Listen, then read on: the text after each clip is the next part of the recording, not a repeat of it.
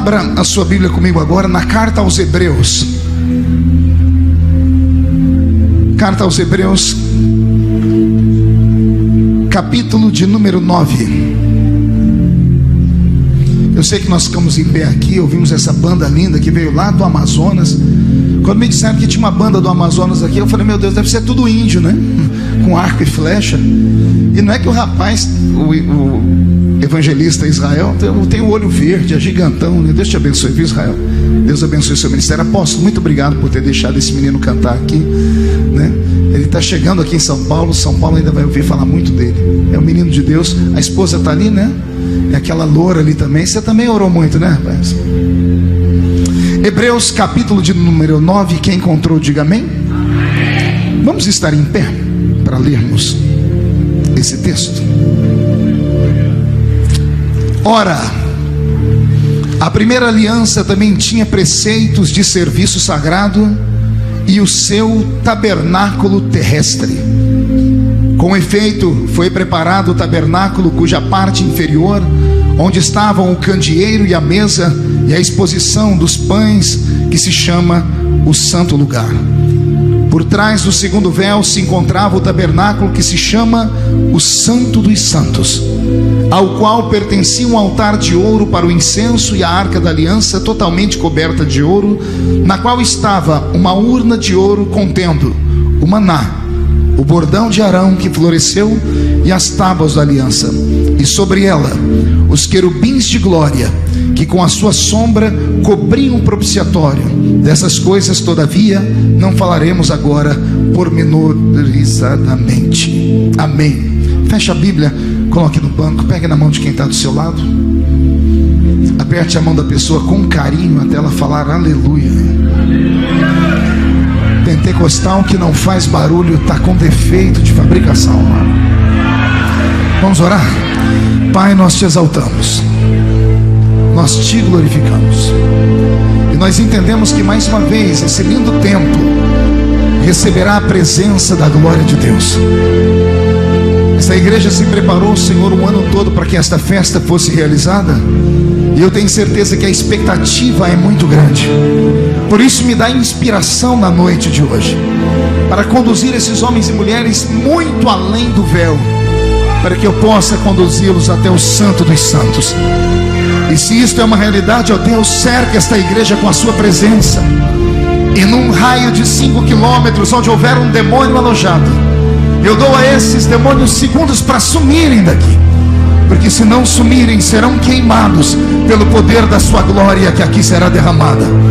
Rasgue o céu sobre nós, manda anjos de fogo descerem aqui, que esses anjos desçam trazendo brasas de fogo nas mãos, comecem a esparramar estas brasas entre nós, e onde houver um crente cheio do Espírito Santo, pega ele nesta noite, Jesus, e mostra o caminho da verdadeira e poderosa adoração.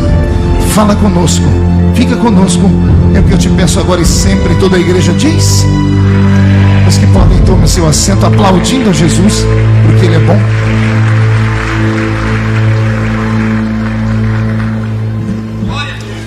Graças a Deus. Querida igreja, noiva do Cordeiro, simpatizantes da nossa fé, amigos que vieram de perto, de longe, eu perguntei a Deus o que falar aqui nessa noite. O Senhor Deus colocou no meu coração um dos textos mais difíceis de serem interpretados da Bíblia Sagrada. Esse texto está escrito na carta aos Hebreus, e a carta aos Hebreus é uma carta carregada de símbolos, carregada de tipologia, de sombras, usando aqui uma linguagem teológica. No capítulo em que eu li, o escritor aos Hebreus, ele relata a construção de uma moradia para Deus aqui nesse mundo. Ele coloca o nome de santuário, ele chama de tabernáculo, e ele faz uma observação que não deve ser perdida por nós. Ele diz que é um santuário ou um tabernáculo terrestre. Diga comigo, tabernáculo terrestre. Só vocês, 1, 2, 3. Isso não está escrito aqui apenas a título de curiosidade. O escritor sabia muito bem o que dizia. Ele estava dizendo: Assim como existe na terra um tabernáculo terrestre, e ele desenhou para nós as suas divisões, e culminou dizendo que havia um lugar chamado Santo dos Santos, e no Santo dos Santos estava um objeto sagrado chamado Arca da Aliança. Sobre a Arca da Aliança, uma tampa de ouro maciço chamada propiciatório, e em cima da tampa de ouro maciço, 2 querubins feitos de ouro. E ele diz que era sobre esses querubins que a glória de Deus se manifestava. O escritor aos Hebreus, conhecedor da linguagem e dos rituais judaicos, estava aqui fazendo alusão ao grande dia em que Deus resolveu mudar a concepção de adoração para o seu povo. Para entendermos o que está acontecendo aqui, eu preciso convidar vocês a voltarem num tempo comigo. Preciso convidar vocês a voltarem comigo lá na península do Sinai, num dia especial, num dia em que Moisés, o grande guerreiro de Deus, havia participado de uma reunião particular com Deus no alto do Sinai por 40 dias e 40 noites. Por 40 dias e 40 noites ele não comeu pão nem bebeu água. Ele foi aos céus, ou próximo aos céus, para falar com Deus, para buscar uma diretriz, uma orientação. Ele havia arrastado o povo do Egito e estava agora na península do Sinai em busca de Canaã. Moisés precisava de leis, ele não estava guiando somente um povo, ele estava construindo uma nação. E uma nação, para se fortificar, precisa ter uma constituição. E foi isso que Moisés foi buscar no alto da montanha. Para surpresa dele, quando ele vai descendo do alto da montanha com a legislação escrita, porque ele desce com as tábuas da lei, ele tem uma surpresa horrível. No solapé da montanha, o povo que ele havia tirado do Egito estavam adorando um bezerro de ouro.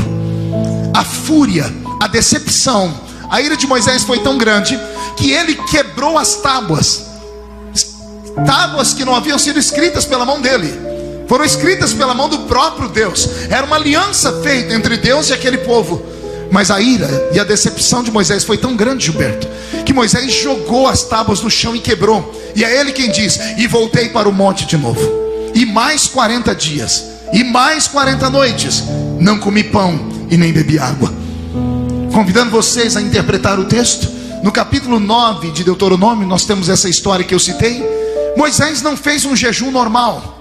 Não foi apenas um jejum de 40 dias ou 2 jejuns de 40 dias. A somatória aqui são 80 dias mesmo, quase 3 meses sem comer e sem beber.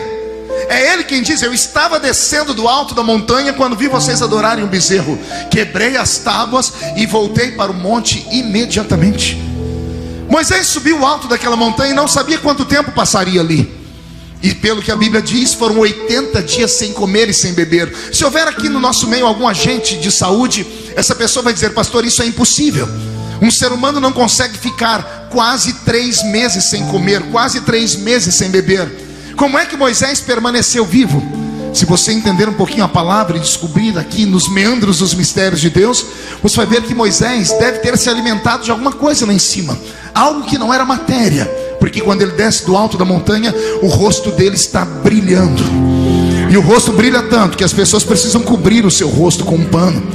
Se é verdade o que dizem por aí, que o homem é aquilo que o homem come, eu posso aqui entender que Moisés comeu algo que na terra não tem.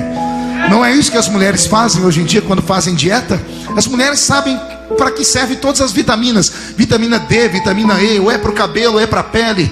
A pele que está mais robusta é porque tem se alimentado bem. A pele que não está, a alimentação é ruim. Não é isso que dizem por aí? Moisés ficou lá em cima 80 dias. Ele se alimentou da glória de Deus. Quando voltou, a pele dele estava brilhando. Foi o melhor tratamento de pele que ele podia ter, né? Porque se o homem é o que o homem come, Moisés comeu alguma coisa lá em cima. Mas não é isso que eu quero pregar aqui. A pergunta que me veio à mente é: o que Moisés ficou fazendo 80 dias no alto de uma montanha? Nesses 80 dias Deus deu a ele uma revelação profunda. Creio que os primeiros 40 dias Deus deu a ele a revelação que depois se tornaria em livros, os 5 primeiros livros da Bíblia. E o segundo período do jejum, acredito eu piamente no que vou dizer a vocês, Moisés ficou negociando com Deus a não destruição do povo. Porque se Moisés se decepcionou ao ver o povo adorar um bezerro, imaginem o Deus que ele representava. Moisés foi o intercessor. Ao voltar para o alto da montanha, ele falou com Deus por 40 dias, criando uma maneira de Deus não destruir a nação. Deus já havia dito a Moisés: eu vou destruir esse povo. Esse povo me esquece muito fácil. Eles viram milagre quando eu abri o Mar Vermelho, e 3 dias depois já estavam sentindo saudades do Egito. Então eles oscilavam muito. E agora, quando o líder sai de perto deles, ao invés de adorarem o Deus eterno, passam a adorar um pedaço de ouro, com a aparência de um bezerro. Moisés subiu ao alto da montanha, senhoras e senhores, para falar com Deus, para criar um meio termo, para criar uma outra forma. Eu imagino ele dizendo: Deus, Senhor, o Senhor não pode destruir esse povo. Eles não estão te adorando, não é porque não querem, está na estrutura deles a escravidão. Foram 430 anos de escravidão. Foram 11 gerações. Uma geração judaica são 40 anos. Aproximadamente 11 gerações de escravos. Escravos que serviam muito bem aos seus senhores. Os egípcios eram extremamente idólatras. A Mesopotâmia antiga foi mãe de todos os ídolos pagãos que conhecemos, entre eles Baal, Astarote, Azera, Marduk e os deuses daquele lugar. Os egípcios adoravam tantos deuses que faziam templos para eles. Imagine vocês, Israel ser criado ou ser vivenciado no meio de um povo que adorava um deus a cada mês. A cada tempo havia uma festa erigida a um deus. E detalhe, os deuses dos egípcios têm 2 coisas que o Deus dos hebreus não tem. Pergunte o quê? Só falo se todo mundo perguntar. O Deus dos egípcios tem endereço fixo. Quiser encontrar Baal, é só procurar o endereço no mapa. O templo de Baal fica na rua tal. Quer encontrar a deusa Ísis, o templo da deusa Ísis fica na rua tal. O Deus dos hebreus não tem endereço, porque ele diz que a terra está por escabelo dos seus pés. O salmista diz que ele segura os oceanos com a concha da sua mão. Um outro salmista diz que ele é tão grande, mas tão grande, que quando ele quer olhar os céus, ele inclina para baixo. Ah, você não entendeu, eu vou ter que desenhar. Toda vez que o homem quer olhar o céu, o que é que a gente faz? A gente olha para onde? O salmista diz que Deus, quando quer olhar os céus, ele olha para baixo, porque ele está acima dos céus. O salmista no Salmo 147 disse assim: Deus conhece as estrelas pelo nome e sabe o número de cada uma delas. Abraão não deu conta de contar, mas o Deus de Abraão conhece o número das estrelas e sabe o nome delas. E um dia eu estava meditando nisso e fiquei perguntando: que informação mais inútil, pastor Everaldo. Para que o salmista escreveu isso? Que Deus conhece as estrelas pelo nome e sabe o endereço delas. O que isso me acrescenta? Parece que o Espírito de Deus deu um puxãozinho de orelha em mim e disse: medite. Ora, é simples. Se Deus conhece uma estrela pelo nome e sabe onde ela mora, estrela não tem boca para adorar, não tem mão para erguer, não tem pés para dançar. Imagina se Deus não conhece você que está aqui dentro desse santuário. Nessa noite Ele conhece. O Deus dos egípcios, além de ter endereço, eles tinham aparência. Anubis era meio homem e meio cachorro. Dagon, que foi um deus que saiu daquela Mesopotâmia, saiu entre os egípcios e foi depois ser o deus dos cananeus, era meio homem e meio peixe. Todos os deuses pagãos do Egito tinham cara, aparência. Era fácil você comprar uma imagenzinha dele ou desenhar no papel. O Deus dos hebreus não tinha aparência. Ninguém enxergou ele. E ele mandou um recado: quem me ver, morre. Porque Hebreus capítulo 12 diz que ele é um fogo devorador. Eu não vejo ele, mas eu sinto ele. E eu não tenho dúvidas de que ele está aqui nessa noite. E ele é tão grande que os pés dele caminham aqui na torre forte, mas a face dele está diante dos querubins, diante dos serafins que estão cantando lá no céu agora: santo, santo, santo é o Senhor dos exércitos. E esta igreja vai ficar cheia da sua glória. Então Moisés tem que negociar com Deus a não destruição do povo, mas Deus quer que o povo adore. E pode imaginar Moisés dizendo: Senhor, é difícil. Eu soltei o povo na península do Sinai e disse: adore a Deus. Eles não sabiam se te adoravam para a esquerda, para a direita, para frente ou para trás, porque o Senhor não tem uma casa. Quando eu falei adorem a Deus, eles queriam mentalizar a imagem do Senhor, mas o Senhor não tem aparência de nada. Se o Senhor destruir, o Senhor vai ser injusto. Moisés, o que o Senhor está dizendo com isso? Senhor, nós precisamos ajudar o povo a te adorar. E Deus teve uma ideia brilhante. Pergunte qual? Arrastou Moisés para o céu e fez Moisés enxergar o céu. O céu ainda não tinha uma grande cidade dourada, ainda não havia desse tipo de construção. Quando Moisés entrou pelos portões sagrados, ele só enxergou uma única construção no céu. Ele enxergou um tabernáculo, só que não era terrestre, era um tabernáculo celeste. Vou repetir. Se Hebreus capítulo 9, o escritor está dizendo que há um santuário terrestre, um tabernáculo terrestre, ele está querendo dizer a mim e a você: existe um lugar para Deus ser adorado na terra, mas existe um lugar para Deus ser adorado no céu. O tabernáculo que Moisés resolve criar depois que ele desce do alto da montanha não é uma construção que saiu da mente dele. Por mais inteligente que ele era, ele não tinha nada daquilo dentro da sua mente. Moisés foi arrastado até o céu, e o Senhor mostrou para ele o processo de adoração celeste. Moisés viu o céu e como funcionava o céu. Ele viu o tabernáculo do Senhor, ele viu o tabernáculo sagrado celeste dividido em 4 lugares: alpendre, átrio, lugar santo e santo dos santos. Repito para sua memória acompanhar: alpendre, átrio, lugar santo e santo dos santos. Talvez por isso existam no céu 4 categorias de anjos: anjos mensageiros, querubins, serafins e arcanjo. Talvez, eu não estou afirmando, eu estou aqui fazendo uma ilação, talvez essas 4 categorias de anjos lá em cima ocupem um desses espaços. Eu sei que o último de todos os espaços é tomado pela presença do próprio Deus, que habita no santo dos santos.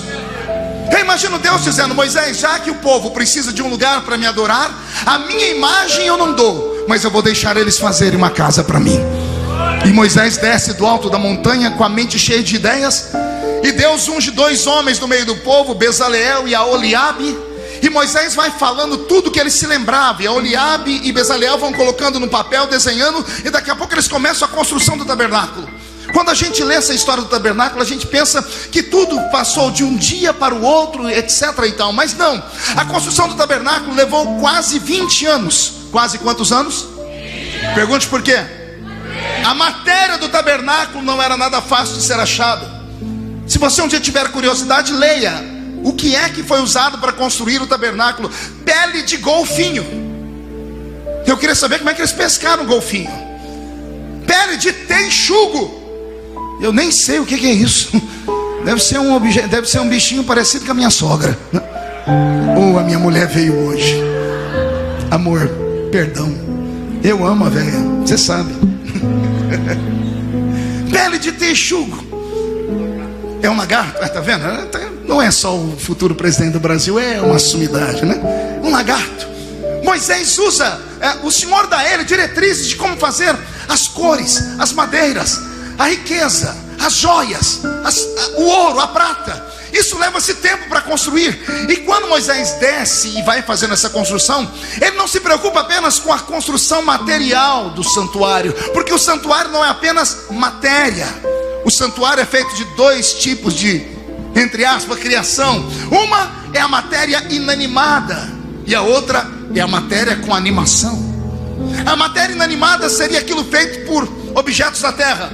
Ouro, por mais belo que seja, não respira. Prata, por mais forte que seja, não caminha.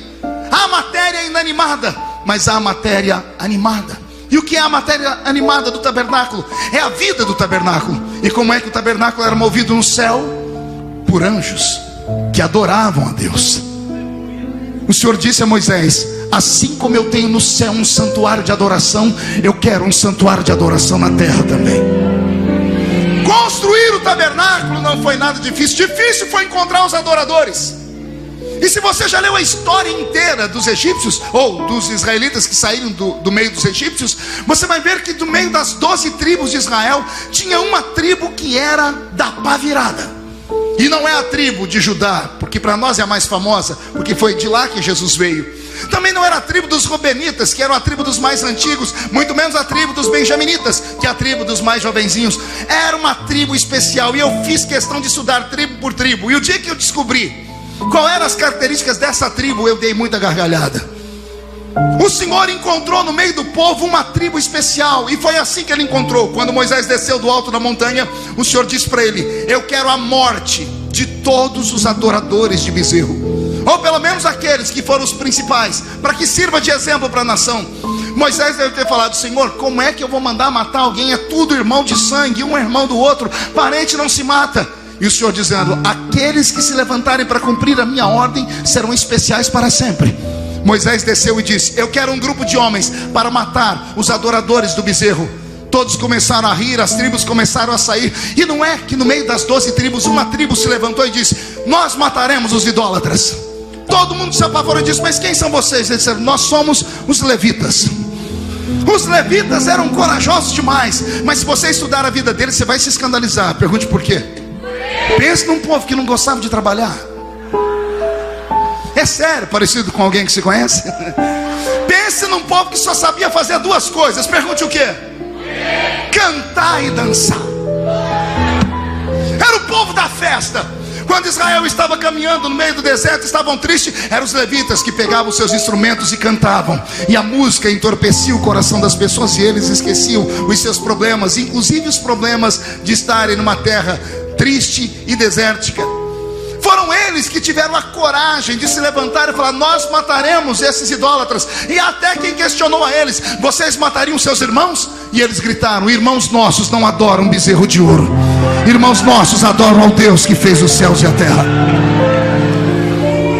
Com isso, os levitas passaram a ser ignorados por todos. É por isso que quando eles entram na terra prometida, quando Josué pega a lista da separação das terras e começa a dizer: Rubem vai ficar com a parte norte de Canaã, Naftali vai ficar com a parte sul de Canaã. Quando ele divide a terra em 11 pedaços, dividiu a terra 100% em 11 pedaços, uma tribo ficou sem herança. E quando está todo mundo querendo rir daquela tribo porque eles não têm herança, e alguém está dizendo: é porque eles são assassinos, mataram seus próprios irmãos. Josué tira um outro documento do bolso e diz: a tribo que sobrou, a tribo dos levitas, assim diz o Senhor: a herança de vocês é outra. A herança de vocês é o próprio Deus. Ah, você não entendeu, vou falar de novo. Todas as tribos herdaram a terra, os levitas herdaram o céu. Se os homens não concordam com você, é problema deles. Mas se Deus te fez uma promessa, é Ele quem vai se incumbir de cuidar da sua vida. Agora que Moisés tem essa tribo na mão dele, enquanto o povo trabalha na construção do tabernáculo, Moisés cria a Constituição de Israel, chamado livro de Levíticos. E ele começa a cercear o livro de Levítico com a sua inteligência e inspiração divina, e cria 613 leis. Quantas leis? E essas 613 leis se transformam na Constituição de Israel.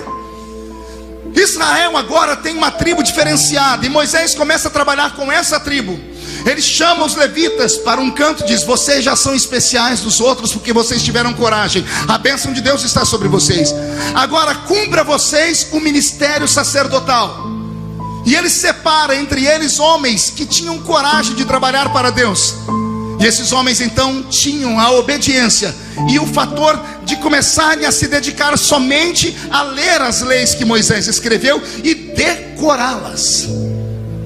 Estudando as leis de Israel, eu descobri que aquele tabernáculo que havia lá em Israel, para entrar dentro dele não era qualquer um, só levitas entravam lá dentro. Qual tribo entrava lá dentro? Nenhuma tribo mais, só os levitas entravam dentro deste santuário. O santuário tinha 4 espaços: o alpendre, o átrio, o lugar santo e o santo dos santos. Moisés determinou sobre os levitas: a bênção do Senhor está sobre vocês. Mas Deus não obriga ninguém a trabalhar para Ele. Então havia no coração dos levitas o desejo ou não de entrarem por aquela nova empreitada, de serem os mestres da adoração. E que começava o ensinamento muito cedo. Até os dias de hoje, um judeu, antes de aprender a ler e escrever, ele aprende as leis de Deus. Antes de aprender a ler e escrever, ele aprende sobre os mistérios de Deus. Todo menino judeu, quando tem uma certa idade de entendimento, a mãe estica o braço dele, pega o dedo indicador da mão direita e passa pela veia dele até o lado do coração, e diz a ele: nas suas veias corre o sangue de profetas. Isso não te arrepia? Eu fico arrepiado. Imagine você, criança, sentar com a sua vovó, a sua mamãe, ela dizer assim: você não é normal. Nas suas veias corre o sangue de homens que fizeram o sol parar, que fizeram a lua estacionar. Nas suas veias corre o sangue de homens que pararam a chuva. Nas suas veias corre o sangue de homens que abriram o mar. Nas suas veias corre o sangue de homens que fizeram as moléculas de um machado se transformarem em isopor para flutuar em cima das águas. Por que você acha que aquela nação é o que é, poderosa como é? Porque eles sabem de onde eles vieram. Ah, se nós soubéssemos de onde nós viemos. Porque se eles são judeus e israelitas, nós também podemos dizer que o somos. Porque Paulo colocou um apelido em nós. Paulo disse: eles são Israel, nós somos o novo Israel. Jesus veio para eles, mas eles não aceitaram, mas nós aceitamos. Então ele nos deu o poder de sermos feitos filhos de Deus. Tem algum filho de Deus aqui? Pode dar um grito de glória? Então Moisés institui uma lei. Ele é o primeiro professor. É ele que pega os meninos que são levitas, descobre neles a vontade, e esses meninos então são segregados do meio dos demais e passam a estudar. Um menino, para ser um levita mor. Levita o quê? Haviam dois tipos de levitas: o levita que nascia levita e só por isso ele já era especial, e o levita que era levita estudado, ou seja, um levita mor. O levita, para ser estudado e para entrar dentro do santuário, ele tinha que gastar parte da vida dele, dos 5 aos 18 anos, 13 anos da vida deles com a cara no meio dos livros. Pergunte para quê? Para decorar as 613 leis, para guardar elas dentro do coração, para não pecarem contra o Senhor. Como Davi ensinou: escondi a tua palavra do meu coração, para não pecar contra o Senhor. Então esses meninos eram separados. As crianças brincavam na rua, eles ficavam lendo os livros e aprendendo. As crianças tinham uma vida comum, essas crianças não tinham, porque eles haviam abandonado a vida deles, porque nasceram para ser especiais. Qualquer levita normal podia entrar no santo, podia entrar no alpendre. O alpendre era a escadaria principal. Qualquer judeu que não fosse os levitas, para chegar naquele alpendre, tinha que levar um presente, uma oferta. Não podia chegar de mãos vazias naquele lugar, a não ser que fosse levita, porque os levitas já tinham dado um sacrifício ao Senhor, já haviam mostrado que eram fiéis a Ele, para acabar e extirpar com os idólatras na terra. Então só por ser levita, você já podia caminhar no alpendre. Amém? O levita podia caminhar aonde? Mas para subir no átrio, não podia ser só um levita, tinha que ser um levita que estudou de 5 a 18 anos. E agora, com 18 anos de idade, ele estudou. Aí sim, ele sai do alpendre e entra no átrio. E no átrio ele vai escolher uma das 3 profissões que ali estão: ou vão cantar, ou vão tanger instrumentos, ou vão ser escribas. Vão passar escrevendo tudo o que acontecia dentro daquele lugar. Muitos levitas diziam assim: não, eu estou muito satisfeito, porque só de ser levita eu posso caminhar no alpendre. Mas tinham uns que diziam: não, eu quero mais. O que quer mais, paga mais. E o que paga mais, vê aquilo que os demais não veem. Qualquer levita podia vir no alpendre, mas só levitas que estudavam 13 anos da sua vida saíam do alpendre e vinham para o átrio. E no átrio eles trabalhavam com a pia de bronze, ajudavam na purificação do sacerdote, que no futuro vai ser aqui alguém que eu vou contar a sua história. Era assim que nasceu o processo de adoração do judaísmo. Imagine vocês agora que os meninos que já estão aqui dentro do átrio, quando eles estavam no átrio, havia um terceiro plano. Era o alpendre, o átrio e o lugar santo. Quando eles olhavam para trás deles, eles viam um lugar santo. E no lugar santo tinham objetos de adoração ali. Havia ali a mesa do pão da proposição. Haviam ali os altares de incenso, de sacrifício, de assassinatos de animais, de sangue. E se olhassem bem ao fundo, iriam encontrar um véu, chamado véu do templo, que de véu não tinha nada. Aquele véu pesava 1 tonelada. Precisava de 12 juntas de bois para arrastar aquele véu. Por que é que você acha que quando Jesus morreu, a Bíblia conta exatamente como o véu foi rasgado? Quem se lembra? A Bíblia fala o lado pelo qual o véu foi rasgado. E tendo Jesus dado o brado, o véu do templo se rasgou de baixo para cima, da esquerda para a direita, da direita para a esquerda. Como o véu se rasgou? Por quê?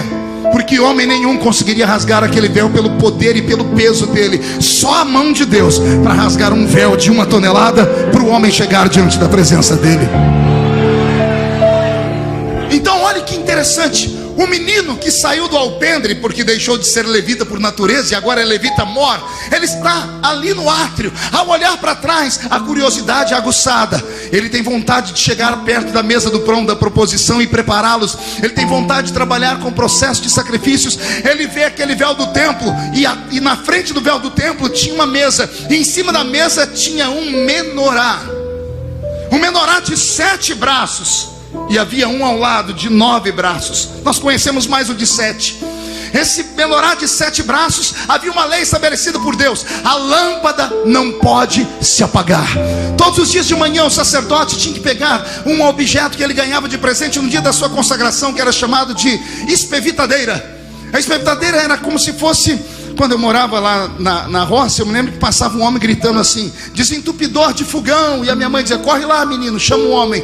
E o homem vinha com as agulhas assim. Minha mãe comprava agulha e ela ia lá nos bocais do fogareiro, ia desentupindo, tirando o óleo, tirando a gordura. Aquilo ali é uma espevitadeira pequena. O sacerdote tinha uma grande, ficava na cintura dele. Às 5 da manhã, quando ele ia para o templo, ele ia desesperado, porque havia uma lei dita pelo Senhor: a lâmpada não pode se apagar. Quando ele subia o santuário, atravessava o alpendre, o átrio, o lugar santo, ele ia no menorá. E o menorá estava às vezes com uma lamparina apagada ou duas, porque era feito de azeite batido.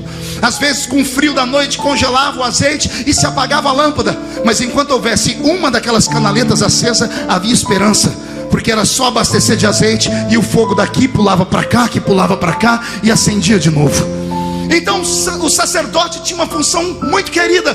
E os meninos que estão aqui agora no átrio, que são levitas mor, ou eles escrevem, ou cantam, ou tocam instrumentos, eles têm desejo. O desejo é entrar no lugar santo. Mas para entrar no lugar santo tem que ter no mínimo 30 anos de idade. O homem tinha que ser emancipado. Era a idade para a guerra. Então imagine você, o menino que quis deixar de ser levita comum para ser um levita mor, ele já gastou 13 anos da vida dele. Se ele quiser entrar no lugar santo, ele vai ter que abandonar mais 12 anos da sua vida, deixar tudo para trás, em busca de um sonho, chegar cada vez mais perto de onde Deus estava. Eu estou desenhando a história, daqui a pouco eu começo a pregar. Eu quero que isso entre dentro da sua cabeça. Olha o processo como era. De 5 a 13 para subir dentro do átrio, de 5 a 18, de 18 a 30 para entrar no lugar santo. E agora que ele tem 30 anos de idade, então ele pode adorar ao Senhor, pode sacrificar animais, pode até ajudar a acender aquelas lâmpadas que ali estão. Isso levava tempo. O que eu venho estudando há muito tempo e descobri é que era o seguinte: milhares de levitas podiam ir no alpendre, mas só algumas centenas chegavam no átrio. E por que algumas centenas? Porque tinham que gastar a vida deles. Dessas centenas, tinha uns que tinham vontade de ir no lugar santo, mas diziam assim: eu já gastei demais a minha vida, eu estou satisfeito aqui. Mas tinha uns que diziam: não, eu quero ir lá. E alguém disse: você vai ter que abrir mão de mais 12 anos da sua vida. Eu abro mão, mas eu chego mais perto de Deus. Milhares no alpendre, centenas no átrio, só algumas dezenas chegavam no lugar santo. Esses que chegavam no lugar santo tinham uma vida útil de 15 anos ali dentro. O sumo sacerdócio que nós conhecemos era uma profissão tão poderosa, mas tão difícil, que o homem só podia ministrar por 5 anos. Um sumo sacerdote aposentava-se ou era jubilado com 50 anos de idade, e o seu ministério começava com 45 anos. Aos 45 anos de idade, o homem já tinha algumas qualidades que os demais não tinham. A sua barba estava crescida há muito tempo. Durante muito tempo ele ungiu a sua barba com óleo. Lembra do Salmo 133? Ó, quão bom e quão suave é que os irmãos vivam em união. É como o óleo precioso que desce sobre a barba de o primeiro sumo sacerdote. Então aos 45 anos de idade ele tinha algumas características. Aí sim, depois de servir a Deus até os 45 anos de idade como sacerdote, ele então poderia ir atrás do véu do templo e entrar no lugar santo uma vez por ano, 5 vezes na vida apenas. Resumo: o santuário de Deus que o Senhor falou para que Moisés o construísse, ele tinha 4 espaços físicos: alpendre, átrio, lugar santo e santo dos santos. Só levitas chegavam lá. Nenhuma outra tribo podia ir de mãos vazias. Só levitas tinham acesso livre para entrar e sair. Bastava ser levita para brincar no alpendre, mas para subir lá dentro tinha que ter um preço, e o preço era alto. Milhares ficavam no alpendre, centenas iam para o átrio, dezenas chegavam no lugar santo, mas só um chegava no Santo dos Santos. Começou a entender? Milhares eram especiais, mas só algumas centenas se dedicavam e chegavam onde os outros não chegavam. Dessas centenas, alguns paravam no meio do caminho e desanimavam, mas algumas dezenas iam um pouquinho mais perto. Mas só um chegava no Santo dos Santos. O Senhor falou comigo que esta noite ficará marcada para sempre na sua alma, porque não é apenas uma festa, é um dia de decisão. O Senhor te trouxe aqui para te fazer uma pergunta: até onde você está disposto a ir comigo? Até onde você está disposto a sofrer comigo? O que é que você quer de mim? Diz o Senhor. Está satisfeito por ter escrito o seu nome no livro da vida? Ótimo, não precisa se envolver com nenhum tipo de trabalho na igreja. Está satisfeito em ser um membro de banco? Na minha época, membro de banco era prego, verniz, tinta e madeira. Agora é tudo plástico, né? Está satisfeito em ser só um crente domingueiro que vai e volta? Amém. A sua salvação está garantida se você permanecer fiel ao Senhor. Mas eu venho hoje te dizer que existem coisas que você ainda não viu e que Deus está disposto a te revelar. Mas Ele não pode te revelar se você não tiver coragem, vontade ou desejo de buscar. Por que aqueles que se converteram com você voaram? Essa aqui é uma pergunta que sempre fica na mente da gente. Eu me converti no mesmo ano que aquele irmão já é pastor, e por que eu estou aqui sentado na igreja? E alguém vai dizer, não é porque você não tem chamada, é porque Deus não te escolheu. Será? Será que o processo da escolha divina e da salvação e da chamada é como nós pensamos? Deixa eu te dar um ensinamento bíblico. Deus não faz acepção de pessoas para salvar. Para salvar, Ele salva o rico, o pobre, o gordo, o magro, o negro, o branco, o asiático e o vermelho. Para salvar, Ele salva aquele que precisa. Ele é Deus de todos para salvar. Aí todos estão salvos, amém? Todos são levitas, podem brincar no alpendre à vontade. Agora, quando Deus quer usar alguém, aí não basta somente ser um crente. Aí não basta somente entrar aqui de domingo, arrastar esse corpo pesado que passou a tarde inteira assistindo Faustão, o Gugu e o Raul Gil. Chega aqui mascando essa desgraça desse chiclete, senta no banco de qualquer jeito, cruza a perna, estica um braço para cá, o outro para lá e diz, vamos ver o que vai dar o culto hoje. Fazendo isso você não pode receber nada. Eu tenho um recado hoje que talvez não vai te agradar em nada. Entrar na igreja qualquer um entra, até cachorro entra se a porta estiver aberta. Agora entrar no culto, aí é um pouquinho mais diferente. Entrar na igreja qualquer um entra. Qualquer pessoa consegue colocar o corpo na cadeira. Agora entrar no culto, ter uma percepção sensorial, ter uma percepção espiritual de que este ambiente não é normal. Porque se a Bíblia é verdadeira e Paulo não mentiu, quando nós nos ajuntamos e uns têm cânticos, outros têm salmos e testemunhos, Paulo diz que nós não estamos mais na terra. Paulo diz que quando começamos a adorar, nós entramos nas regiões celestiais. Você pode não acreditar nisso. Humanamente falando, estamos aqui em São Paulo, mas espiritualmente falando, nós já saímos da terra tem pelo menos uma hora. Tem uma hora que você está diante do trono de Deus. E por que tem irmão que já chorou, falou em línguas? E por que tem gente que não para de abrir a boca de sono? Por que não tem gente que não para de olhar para o relógio? Fica aí mandando mensaginha para esse Facebook. Por quê? Porque você conseguiu entrar na igreja, mas não entrou no templo ainda, não entrou no santuário, não conseguiu entrar dentro da presença do Senhor. Você está apenas no alpendre. Eu quero convidar pessoas que queiram entrar no Santo dos Santos comigo essa noite. Você tem vontade de entrar no Santo dos Santos? Então levante a mão direita para o céu para começar a tirar você do conforto. Coloque a mão no ombro de quem está do seu lado com carinho e respeito, por favor. Agarre a pessoa, chacoalhe ela para mim, chacoalhe, tire ela do lugar. Olha, tem gente que nem para me obedecer presta, ou raça ruim. Agarre o ombro da pessoa, chacoalhe ela e diga, Deus te trouxe aqui para isso. Ele quer sacudir a sua fé. Ele quer sacudir a sua vida na igreja. Ele quer te dar dons, quer te dar ministério. Isso aqui não é um culto normal, é uma igreja que crê nos dons do Espírito, meu apóstolo. Se tem algum canela de fogo aqui, comece a adorar a Ele.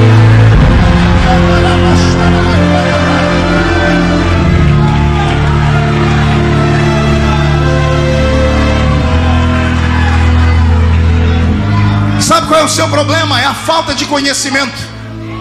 Quando eu fiz aquela perguntinha básica aqui atrás, por que que o seu irmão decolou e você está sentadinho, você disse assim, é porque Deus não me chamou. Deixa eu te explicar uma coisa.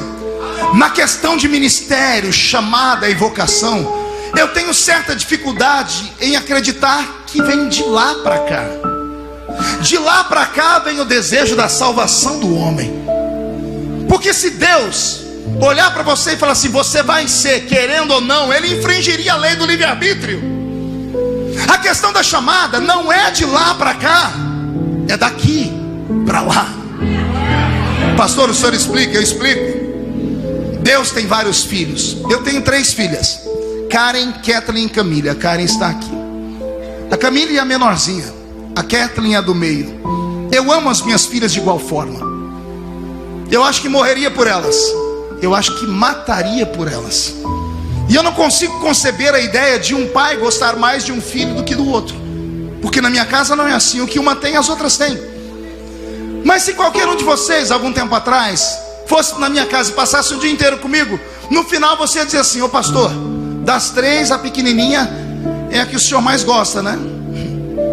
E eu sempre respondo, não. Aí vem a outra e fala, não pastor, é assim, porque o senhor fica mais com ela. Eu digo, não, é o contrário. Não pastor, o senhor fica assistindo um filme com ela, o senhor fica brincando com ela. Eu digo, não, você entendeu errado, você não enxergou direito.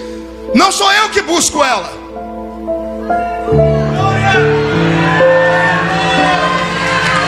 É ela que me busca. As 3 filhas sabem onde eu fico dentro de casa. As 3 podem me abraçar, podem me beijar, podem ficar comigo. Se você perguntar nesse momento, a Karen está aqui porque ela estuda aqui em São Paulo. A Kathleen está naquela fasezinha que ela acha que ela é modelo fotográfico. Também puxou o pai, essa beleza toda, né? Mas o cabelo é da mãe, graças a Deus, né? Deus fez o milagre, né? Agora pergunta para mim, pastor, cadê a Camille? A Camille é a rapinha do tacho, a pequenininha. Ela está cantando em congresso. Ela viajou para conhecer umas igrejas que nós temos no Rio Grande do Sul. Está lá pastoreando. Ela é desse tamanhozinho. Eu lembro quando ela era pequenininha. Um dia eu cheguei em casa cansado, joguei as malas no chão. Ela veio, agarrou minha perna e me encheu de beijo. E eu falei, Camille, que isso, filha? Ela pegou, se jogou no chão e ficou de 4. E olhou para mim com aqueles olhos de jabuticaba desse tamanho. E fez assim para mim, miau. Eu disse, o que é isso, garota? Falei, eu sou seu gatinho, papai. E se esfregou na minha perna, foi embora o cansaço. Eu catei aquele gatinho, botei no colo, dei um cheirinho nele. Arrumei um problema eterno. Pergunte qual? Toda vez que ela passou a fazer arte, eu falava, Camille, ela ficava de joelhinho e falava, miau. Não sou eu que busco mais ela. É ela que me busca.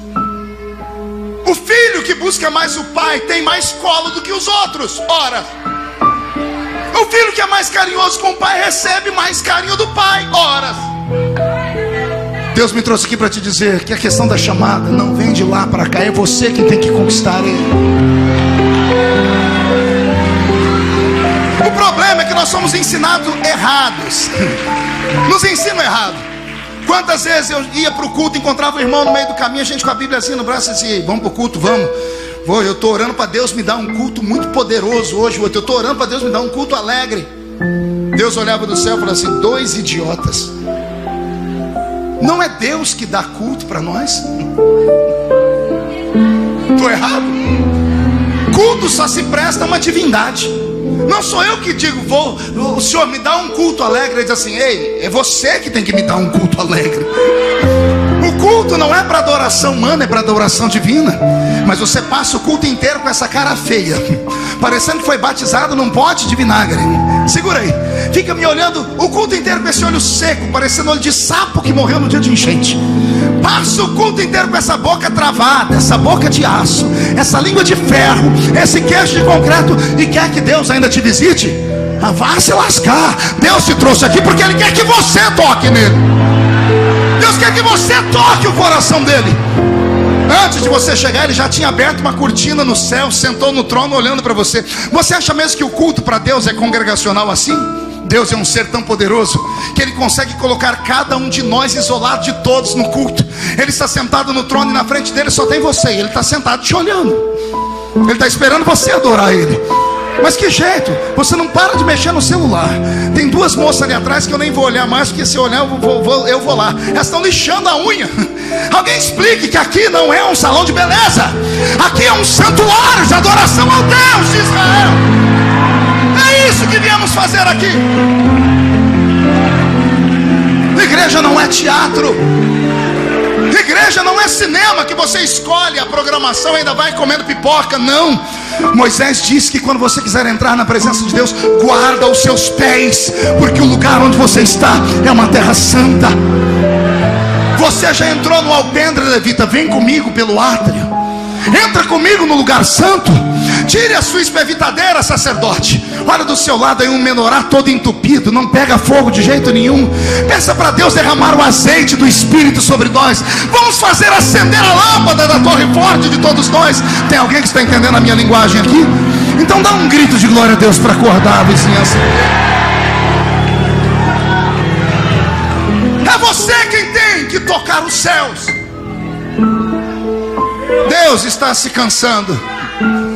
Deus está cansado de homens e mulheres que entram na igreja de domingo a domingo, olhando para eles assim: eu vim aqui para o Senhor me dar isso, me dá isso, me dá isso, me dá isso. Ele olha assim: eu sei que eu tenho que te dar, eu sei que você quer, não precisa ficar me lembrando. Agora a pergunta é: você sabe o que eu preciso? Você sabe para que eu criei essa igreja? Você sabe por que você está sentado nesses bancos? Por que eu mandei meu filho morrer na cruz do Calvário? Você sabe para que Deus criou a raça humana? Vou te explicar agora. Vou te explicar fazendo uma pergunta: existe alguma coisa acima de Deus, igreja? Vou perguntar de novo: existe alguma coisa acima de Deus? Pois bem, eu li a Bíblia inteira umas 30 vezes de capa a capa, e um dia eu descobri que tem uma coisa acima de Deus. Isaías capítulo 6. No ano em que morreu o rei Uzias, eu vi o Senhor assentado num alto e sublime trono, e os serafins voavam ao redor dele. Com suas 6 asas, com 2 cobriam o rosto, com 2 cobriam os pés, e com 2 voavam. Um deles voou debaixo do altar, pegou uma brasa incandescente e queimou os meus lábios. Mas quando eu fixei os meus olhos, eu vi os serafins que voavam acima dele. Acima de Deus voavam os serafins, e voavam cantando: Santo, Santo, Santo, Santo, Santo é o Senhor dos exércitos, e toda a terra está cheia da sua glória. Eu fiz essa pergunta. Mente de pregador é meio maluca, tá? Tenta acompanhar aí, por favor, não se escandalize. Eu falei: o que esses serafins estão fazendo acima do Senhor, meu Pai? A gente geralmente só olha para cima por alguns motivos específicos. Geralmente quando a gente precisa de ajuda: Deus me socorre. Deus precisa olhar para cima para falar isso? Se ele gritar, ele vai dizer assim: eu me socorro. Mas tem outra coisa que leva a gente a olhar para cima. Pergunte o quê? Uma sensação de prazer. Alguém já sentiu um perfume de uma comida bem gostosa? Você abre a panela, bota o narigão lá, sente o cheiro e faz o quê? Sim ou não? Pois bem, foi assim que o Senhor me disse. O Senhor me deu uma revelação tão linda, que eu espero que vocês compreendam. O Senhor me disse que toda vez que nós adoramos o nome dEle, a nossa adoração sai da terra em 2 formas: ou através de louvores, ou através de clamores. O louvor é adoração expansiva de felicidade. O clamor pode vir através de gemido, de lágrimas, de choro. São esses 2 tipos de adoração que o ser humano produz. E o Senhor disse a mim: filho, tudo isso que vocês produzem na terra, quando saem da terra e chegam no céu, antes de entrarem na minha sala, passam por um filtro. E todo barulho, todas as lágrimas, todo barulho de choro ou de cânticos são filtrados e se transformam em cheiro suave. Apocalipse, os anjos pegavam as taças, e as taças tinham a lágrima dos santos, e jogavam diante do altar, e o Senhor sentiu o perfume das lágrimas. Está escrito em Apocalipse: Deus sentiu o perfume do louvor. Como é que pode ter perfume e louvor? Eu perguntei por que isso, e o Senhor me disse: porque se ele fosse parar para responder todos os gritos, tem gente que dá glória a Deus bocejando. Já viu isso? A pessoa, para esconder um bocejo, ai, glória a Deus. Esse glória a Deus não passa do teto. Se esse glória a Deus chegasse lá em cima e Deus fosse abençoar essa pessoa, por isso ele seria injusto. Por isso o Espírito Santo intercede por nós com gemidos inexprimíveis. Ele pega todo o louvor, todo o clamor, filtra e faz chegar diante de Deus um cheiro suave. O louvor sai da terra, a adoração sai da terra. Quando chega diante dele, Deus faz assim. Quando o perfume é bom, ele abre os olhos e olha para cima. E quando ele olha para cima, lá em cima estão os serafins dizendo: não é só os homens que te adoram, não, nós também. Santo, santo, santo, santo, santo, santo. Deus é um ser que precisa ser adorado de cima para baixo, de baixo para cima, de todos os lados. Por que é que você acha que ele te criou? Que graça tem você ser Deus se não tem ninguém para reconhecer que você é Deus?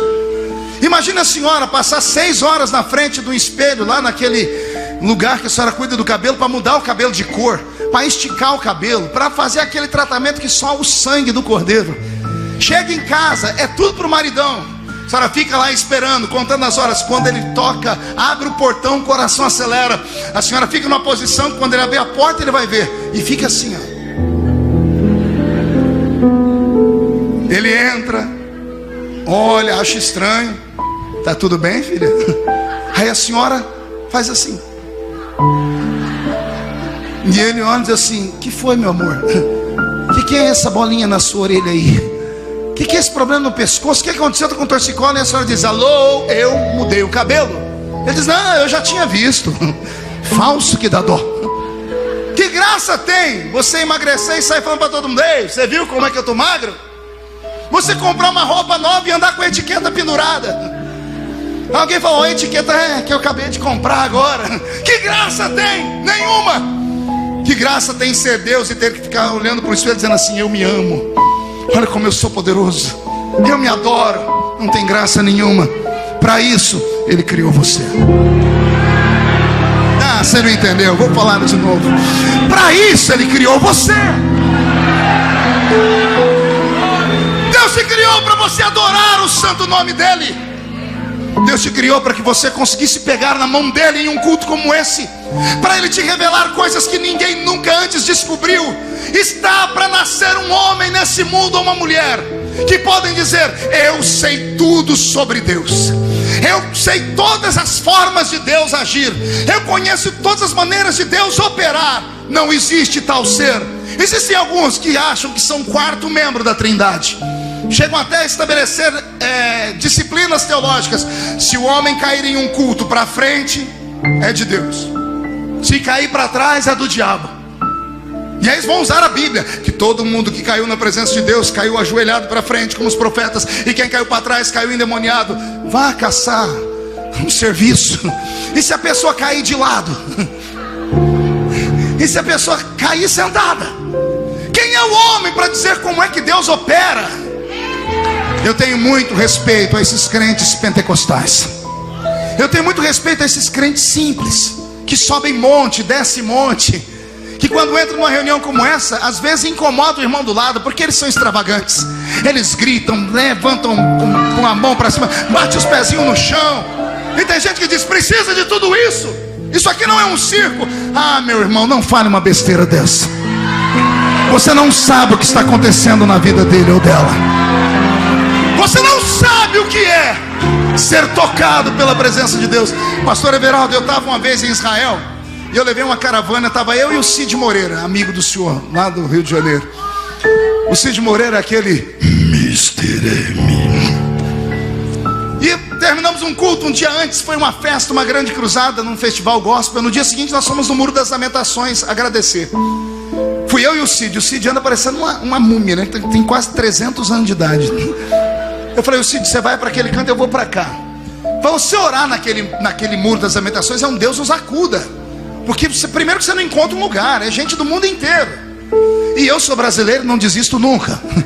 Gilberto, fui até achar uma brecha naquele muro. Quando eu fiquei de frente com o muro, o coração também quase saiu pela boca.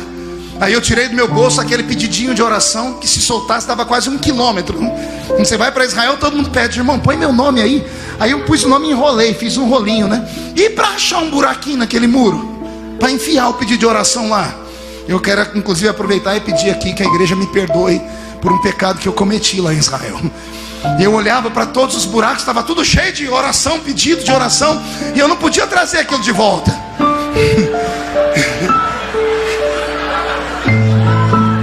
Eu olhei, procurei um papelzinho, estava bem amarelinho, falei, Jesus, é esse aqui. Esse aqui o Senhor já respondeu. Coloquei o dedinho e fiz tuque, e enfiei meu pedido de oração lá. A igreja me perdoa, a igreja me perdoa. Pronto. Aí eu fui orar. Você já viu um assembleiano orar? Parece que ele engoliu um dicionário. Soberano, eterno, imarcessível, grandioso, Pai da eternidade, príncipe da paz, Deus do Gênesis, Êxodo, Levítico, Números, Deuteronômio, Josué, Juízes, Ruth, Samuel, Reis, Crônicas, Esdemias, Isaías, já somos Provérbios, Eclesiastes, Cantos. Ele fala tudo. Quando eu estava saindo do átrio, chegando no lugar santo com as mãos erguidas assim, a corrente da glória foi quebrada. Eu tomei uma pancada na mão esquerda, que eu quase emendei um palavrão na oração. Eu estou confessando que quem confessa e deixa alcança misericórdia.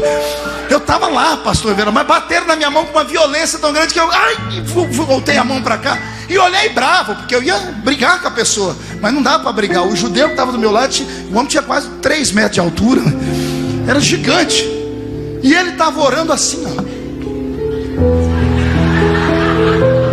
E ele deu um murro na minha mão, pastor Verão. Eu falei, deixa para eu estou orando. Não ia encarar um homem daquele tamanho nunca. Aí eu cheguei para cá, comecei a oração de novo. Aí eu tomei uma pancada nessa mão, essa foi mais leve. Eu estiquei a mão para cá e olhei. O judeu que estava de cá era grandão também, e ele orava assim, ó. Não é assim, pastor? Orava assim, ó. E eles usavam aquelas roupas pretas, aqueles cabelinhos amarradinhos, que são judeus ortodoxos. E eu fiquei num cantinho, exprimi, falei, Jesus, eu tenho que terminar essa oração. Estou tentando orar, aí eu desci da cruz, porque bateram nas minhas costas, eu bati a cabeça no muro. Eu olhei para trás, estava o outro. Esse foi interessante, porque esse orava assim, ó.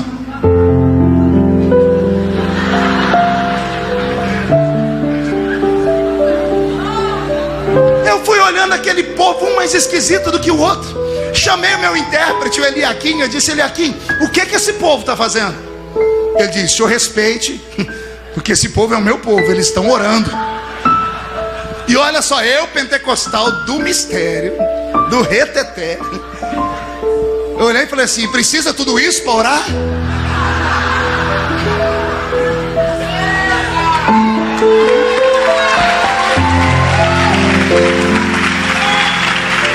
Olha o que deu.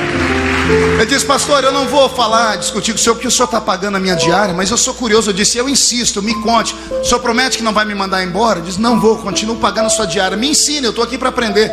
Ele disse, até que enfim, pastor, não aguento mais ver crente católico entrar aqui na nossa terra e falar que sabe orar e rezar. Eu falei, por quê? Vocês só oram com a boca, pastor. Oração não é monólogo não, pastor. Oração é diálogo. Não é só você falando com Deus. Você tem que parar para ouvir o que Ele está falando com você também.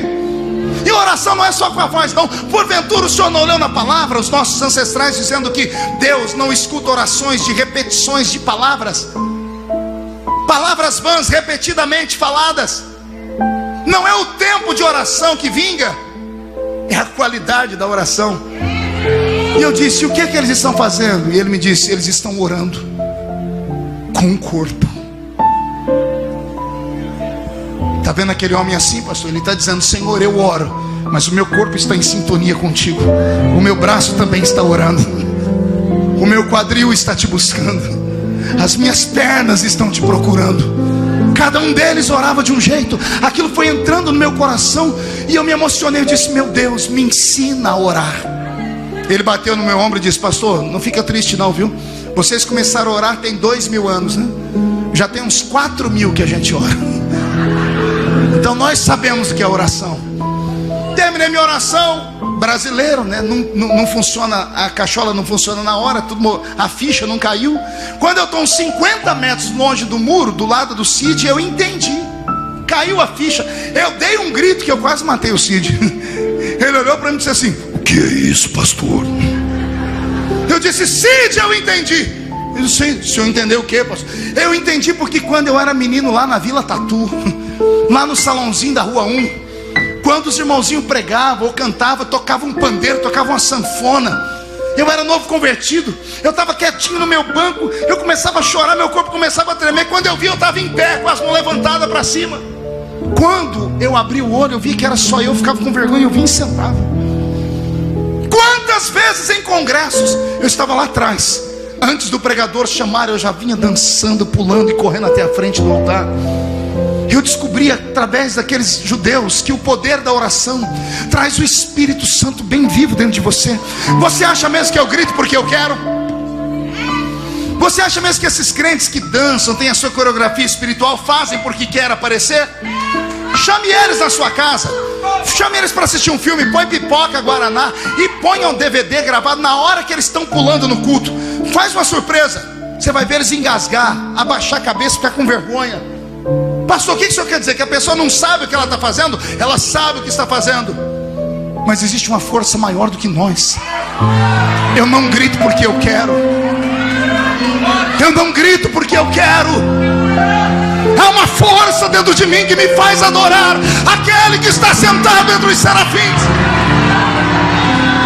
Libere esta força que está dentro de você. O movimento pentecostal e o culto de adoração carismático não é uma coisa inventada pela cabeça dos homens. Isso aqui não é apenas divino, isso é terapia. Vou repetir, isso é terapia. Dia desse eu fui no Hospital do Câncer em Barretos, conheci uns médicos e eles me levaram numa ala de crianças. Ele disse: pastor, nós estamos aqui agora com um novo tratamento de câncer para crianças. Eu falei: eu quero conhecer. Ele disse: é um paliativo, ainda está em estudos. Eu falei: pois não. Ele falou: vou levar o senhor num lugar normal. Me levou num lugar normal e estava lá um monte de criancinha careca. Você entra dentro da sala, o espaço era branco, aqueles berços brancos com cromado. Na parede tem uma foto de uma enfermeira com o dedinho assim, ó. O tratamento é frio e gelado. Saiu dali e me levou para uma outra sala. Ele disse: pastor, não se escandalize. Ele tirou do bolso, pastor Everaldo, um nariz de palhaço. Colocou o nariz de palhaço, tirou do outro uma cornetinha. Quando ele abriu a sala e se jogou no chão rolando, tocando a trombetinha. As criancinhas ficaram de pé no bercinho e começaram a pular e bater palma. E ele falou: agora é a hora. E elas todas gritando. O quarto não era todo branco, era tudo colorido. Saí dali, ele disse: pastor, essas crianças estão se recuperando. E eu disse: por quê? Ele disse: parece, pastor, que as células cancerígenas, elas são umas células mortas. E quando elas são descobertas, elas começam a imperar na vida da pessoa. Quando a pessoa descobre com câncer, ela pode estar feliz do jeito que for, a vida dela entra em um buraco. Meu velho pai em 3 meses morreu, porque o câncer tem um poder maligno. Ele diz: quando nós tiramos as crianças da depressão e fazemos elas cantarem, gritarem, as células vivas começam a lutar contra as mortas e começam a dizer: você está morta, mas nós estamos vivas. Estamos vivas. É mais ou menos o que acontece num culto como esse. Reage nessa noite. Resolve levantar a mão, resolve dar um pulo para cima, resolve dar um grito de glória. Não é para mim, é para Deus. Sai do átrio, passa o lugar santo. Vem no Santo dos Santos comigo nessa noite. Vem conhecer a presença dEle.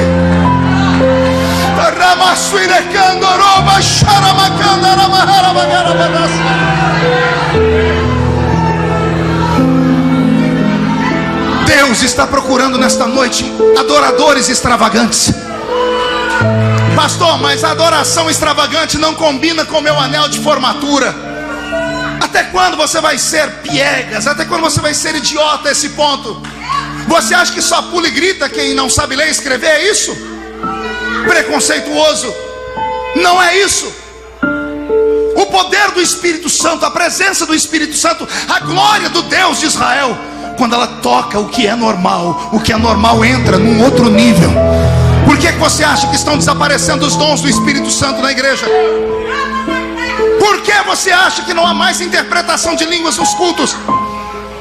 Talvez os mais jovens nem saibam o que é isso, mas pergunte a esses homens e mulheres de cabelos brancos aqui. Perguntem dos cultos de 20, 30 anos atrás, quando Deus dava revelações, quando o Senhor dava visões. Eu não posso acreditar que Deus tenha mudado, porque Ele não mudou.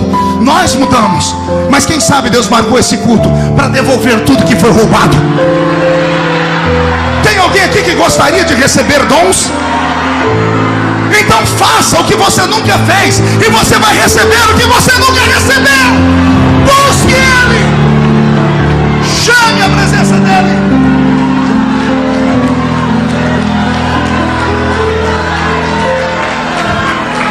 Eu já vou encerrar. Antes eu queria aproveitar que a minha esposa está presente. Nós éramos recém-casados. Eu vim da Vila Tatu e ela veio lá da roça do sítio Lagoa das Canoas, aí mudou para um bairro melhor da cidade.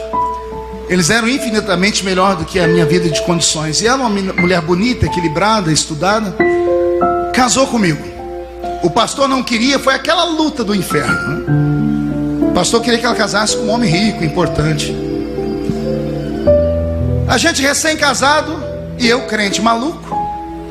Acabou a lua de mel. Uma sexta-feira eu digo assim: amor, vamos orar?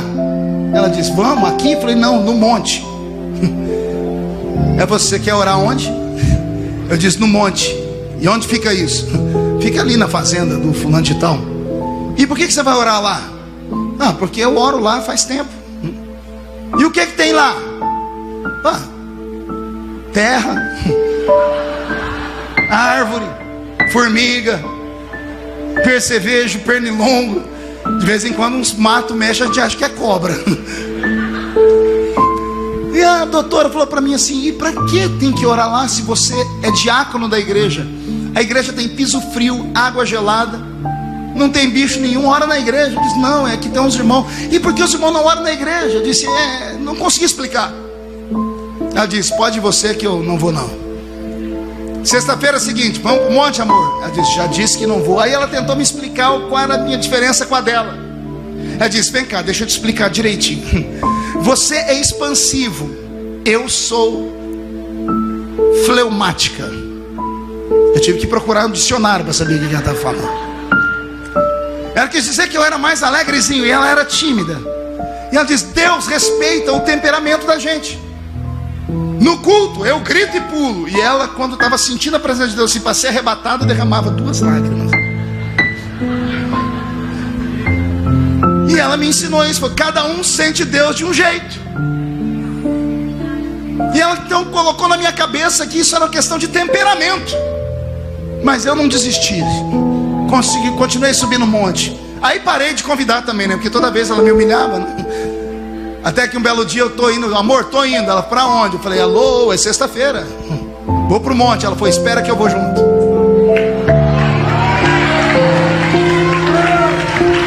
Oh glória!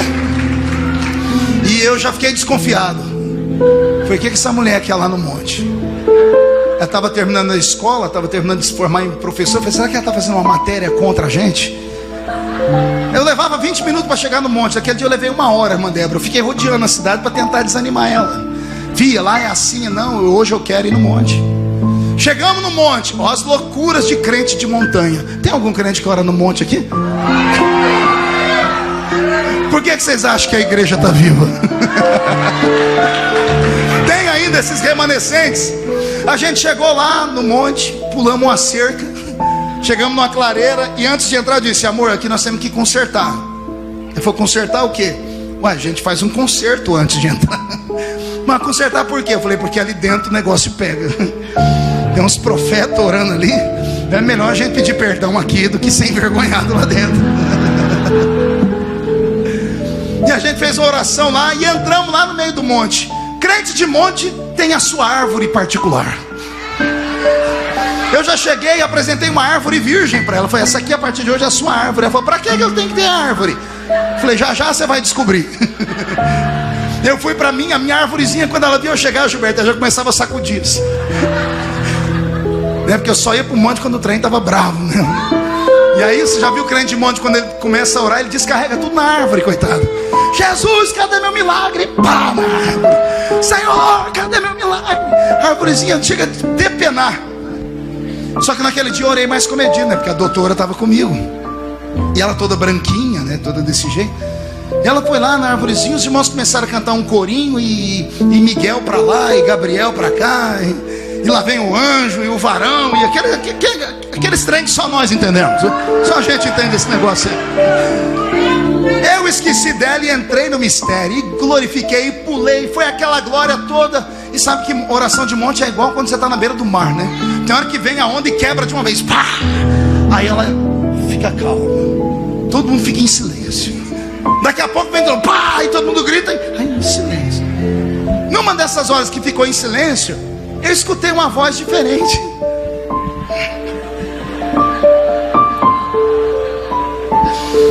Amor, eu te amo. A voz dela dizia assim: só falta isso. O senhor quer que eu fique louco igual eles? Eu já fiz de tudo. Então se é pra ir, tá bom, eu vou gritar. Gente, essa mulher danou a gritar. Ela gritou e meu coração gelou. Foi, meu Deus, está tendo um infarto no miocárdio. Deus, eu quero meu milagre também. Falei, ih, pegou. Ela ficou em pé, pastor Everaldo, agarrou a árvore e desceu a mão naquela árvore. Eu quero meu milagre. E não é que Jesus escutou ela, era dia do aniversário dela, né, amor? Era dia do aniversário dela, tinha passado a meia-noite. Jesus deu um presente para ela, encheu ela com poder de glória tão grande que essa mulher começou a marchar. Já viu? Marchar. Ela começou a marchar e danou a profetizar. Quando ela começou a profetizar para cá, eu mirei o rumo daquele mato e corri para bem longe. Eu falei, o quê? Vai que desliga o espírito e ela resolve. Eu me escondi no meio do mato. E foi aquele Pentecoste lá, e eu quieto, querendo ver, mas estava escondido. Daqui a pouco entrou o irmão gritando: Marco, Marco. Eu falei, o que foi? Pode vir. E a mulher? Eu falei, já foi. Eu falei, mas já foi para onde? Eu falei, ela está caída lá no chão, arrebatada lá, ó. Quando eu vi a doutora de Leusa parecendo um tatuzinho, toda suja, cheia de capim, mato, aqui nela não tinha mais nada a não ser riscos de terra, lágrimas, tremendo sem parar. Colocamos ela no carro, fomos para casa com ela. Lá pelas tantas essa mulher voltou, mas ela voltou e deu um grito que eu caí da cama. Eu quero mais, eu quero mais, eu quero mais.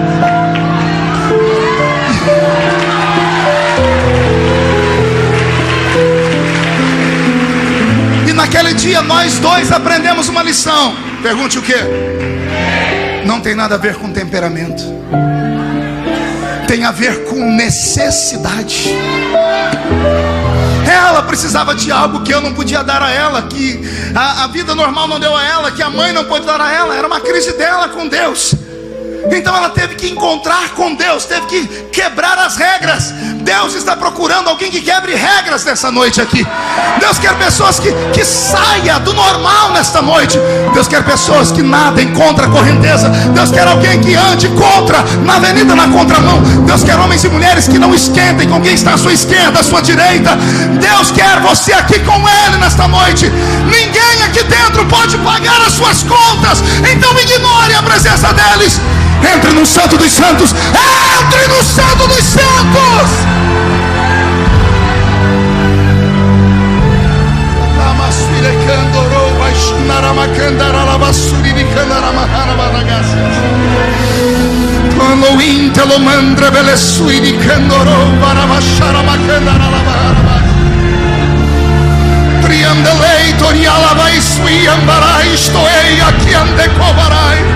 Senhor, se tu estás nessa palavra, onde houver um crente batizado com o Espírito Santo, renova ele, renova ela.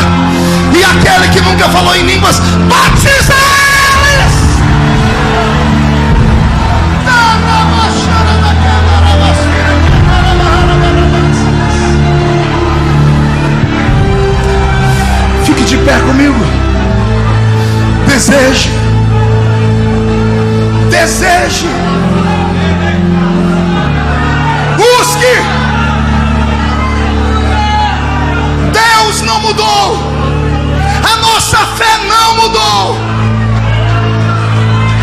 Esqueça o anel de formatura nesta noite. Esqueça o carro importado que te espera ali fora. Se misture com a glória de Deus aqui dentro e seja tocado pela presença dele. Com a autorização do pastor, eu quero fazer um convite. Feche os seus olhos. Eu queria perto de mim nesse altar só homens e mulheres que tenham coragem de dizer para si mesmo: pastor, um dia eu fui no Santo dos Santos, mas eu voltei. Não saio mais do alpendre. Não tenho mais fome para entrar no lugar santo. Eu já fumeguei, já profetizei, já falei em línguas e não falo mais. Se você crê, aqui está o Santo dos Santos. Vem, chegue perto do altar. O Senhor quer te levantar como Ele levantou Daniel num tempo de muita dificuldade.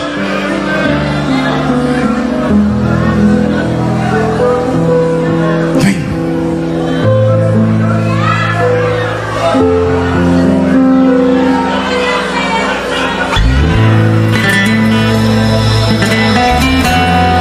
Pastor Esther, já esteja aqui preparada com o novo. Eterno Deus de Israel, eu vim pregar para os levitas desta casa. Todos eles podem estar no alpendre, mas tem alguns, Senhor, que querem ir além do alpendre.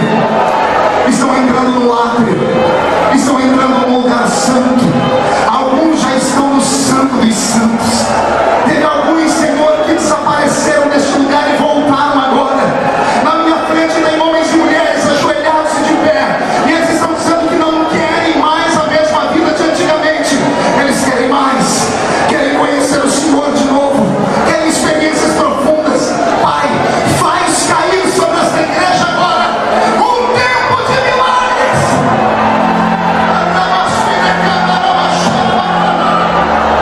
Eu profetizo que depois desta noite, Senhor, eles nunca mais serão os mesmos, porque tudo que foi roubado está sendo devolvido. E a igreja que é soberana diz amém.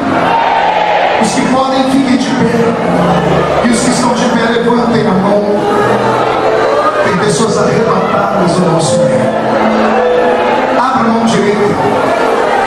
A irmã Esther já esteja preparada. Ela já está. Cadê a pastora? Eu vou fazer um ato profético com vocês. Diga comigo: todos os demônios que lutaram contra a minha vida, principalmente a vida espiritual, que roubaram as minhas experiências, o meu fervor, eu ordeno, venham para a palma da minha mão. Feche a sua mão. Eu vou contar até 3. Você vai jogar no chão e vai pisar em cima. Cuidado para não pisar na pessoa que está caída no chão. Aí você vai pisar em cima e vai encontrar 7 pessoas e vai dizer a cada uma delas: o seu destino é o Santo dos Santos.